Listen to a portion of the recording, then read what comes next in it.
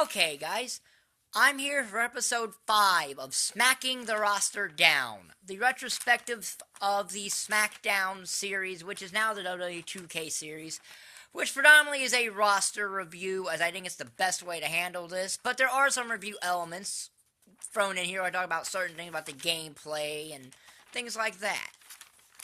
Today we've come to what many consider the greatest game in the SmackDown series, and arguably the second or best WWE game of all time. And that's a very short list because there's only two things on that list. It's either WWE No Mercy or this very game. So, what game am I talking about? I'm of course talking about SmackDown Here Comes the Pain, the final game of when it was named the SmackDown part of this series, before it became a different part of the series. So, the roster of this game is stacked. Who made the roster of what is considered the all-time greatest game in this series that still would hold up? And I'll get into that. So, SmackDown Here Comes the Pain, released October the 27th, 2003, for the PlayStation 2. Rosters: A-Train, Animal, who made his debut in the series. In fact, Legends as a whole debuted in this series. Batista, who also made his debut for the series here. Big Show, Booker T, Bubba Ray Dudley, Charlie Haas making his debut in the series. Chavo Guerrero making his series debut. Chris Benoit, Chris Jericho, Christian, Devon Dudley, Eddie Guerrero, Edge, Eric Bischoff making his only playable appearance in the series. I know he's been non-playable in other games in the series, but it's his only playable appearance. He made his debut here. Goldberg also George the Animal Steele making his debut in the series. Goldberg making his debut in the series. Goldust, Hawk of the Legion of Doom making his debut in the series. Hillbilly Jim making his first debut in the series, and as far as I know, his only WWE game ever. So, yeah, this is pretty interesting. The Hurricane, the Iron Sheik making his series debut. He would not return till 2K15, technically, as Colonel Mustafa, although it was a different character, but it was still the same guy. And that's another thing, different characters I will also mark as new to the series because it was their first gimmick that they showed up. But I will also note that that guy who played that character has been in other games. But I will handle different unique gimmicks as their own debut. Jazz, Jimmy the Superfly Snuka making his debut in the series. John Cena making his debut in the series. So 1 year after Randy Orton made his debut, the guy he's most closely associated with, John Cena, makes his debut in the SmackDown series. Kane, Kevin Nash, Kurt Angle, Lance Storm, Lita, Matt Hardy, Nikolai Volkoff making his only appearance in this series, and if not for WrestleMania, this would be his only game. Hillbilly Jim, by the way, he wasn't even in the Legend of Wrestling games, I claim, and virtually every Legend made that game. So, Randy Orton, Rey Mysterio making his first appearance in a game that would go on all the way through 2K15, if I am not mistaken. Rhino making his final appearance in the series until W2K18. Ric Flair, Rico, Rikishi, Rob Van Dam. Rikishi would also be making his final appearance in the series, and he would not come back until 2K16 as DLC. And normal wrestler, but it's definitely 2K16 he would be his first appearance back. The Rock, Rowdy Roddy Piper making his first appearance in the series. Rodney Mack, remember him?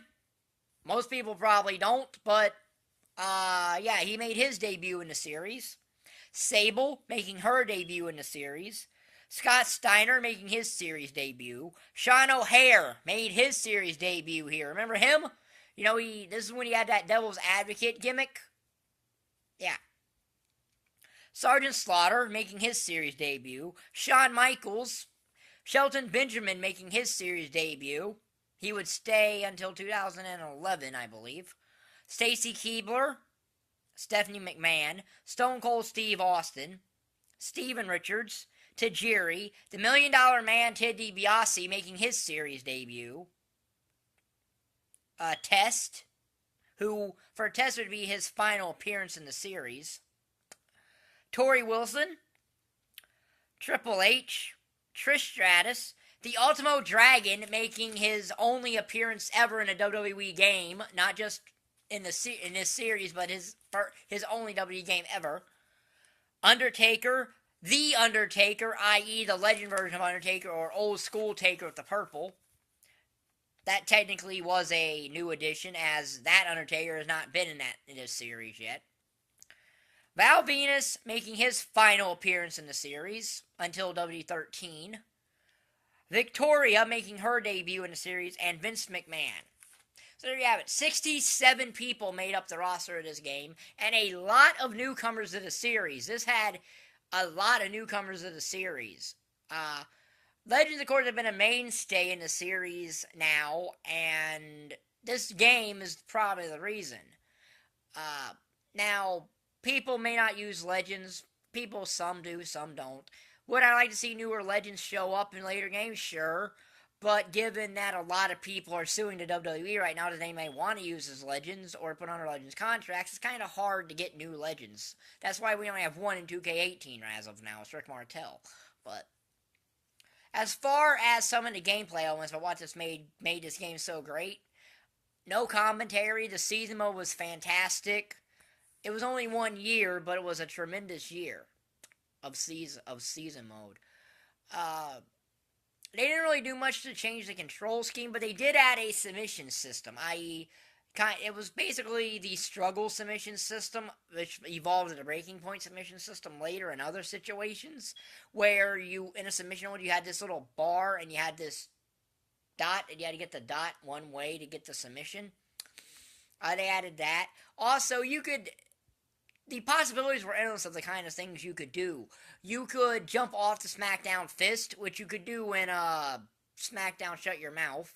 But here, they could take it to a whole nother level. You could go and jump off the world in New York City, and there was a helicopter there that you could jump off. This was hours of enjoyable, chaotic fun. It is the pinnacle of this series that if I still had my PS2, I'd still be playing today. In fact, this game is the reason I want my PS2 back is for this one game, because it still holds up. This game will always hold up. It's kind of like No Mercy on the N64.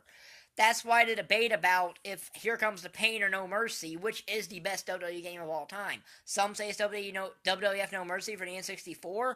Some say it's SmackDown Here Comes the Pain for the PlayStation 2. But that's for another debate. So, the next episode of this series, this will be in the Smacking the Roster Down playlist. The next episode in this series, we look at SmackDown, the series of SmackDown, taking at least multiple steps forward, but taking several steps back when we go to SmackDown versus Raw. So, if you like this video, like button down there, subscribe button down there. Thank you for watching. Bye.